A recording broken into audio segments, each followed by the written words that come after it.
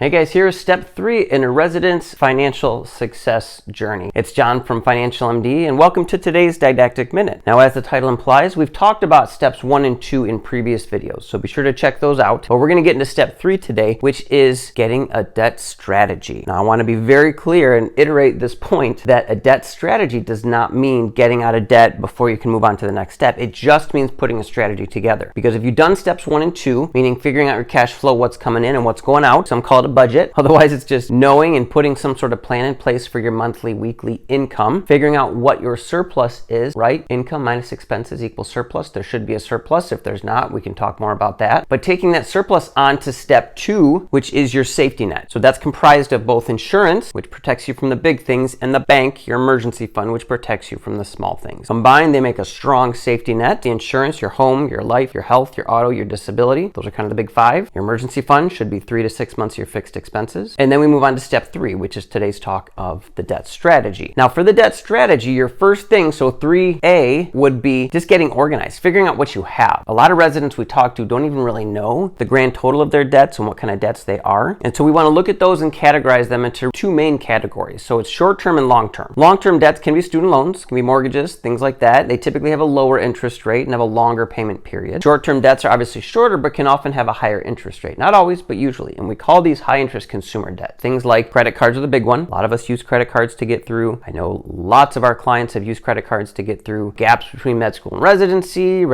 and attending, whatever the case might be. I get it, but now's the time we got to talk about it. There's also high-interest student loans that people have gotten, private loans, car loans, RV loans, jet ski loans, boat loans. Any of these kind of loans can be high interest, need to be prioritized. So that's step 2, is we're going to prioritize which debts to pay off first. Now, as you probably guessed, the high-interest ones, we definitely want to put into that category. But beyond that, which ones of those should we pay off first? And this is where we kind of take a chapter from Dave Ramsey. And if you haven't read Total Money Makeover, you should. And this, he talks about the debt snowball. And it's taking your smallest to balance loans first and paying those off and then moving on to the next one, then on to the next one. And you can kind of see the snowball effect. Why not pay off the highest interest first? Doesn't that cost you more money over time? Good question. It can, probably will a little bit. But to us, what we've found, the success that comes, or the likelihood or probability of success that comes with doing the lowest balance first, outweighs the minute extra costs that come from doing your highest interest first. So do that. It's the psychology of winning that comes into play here. From getting those small victories early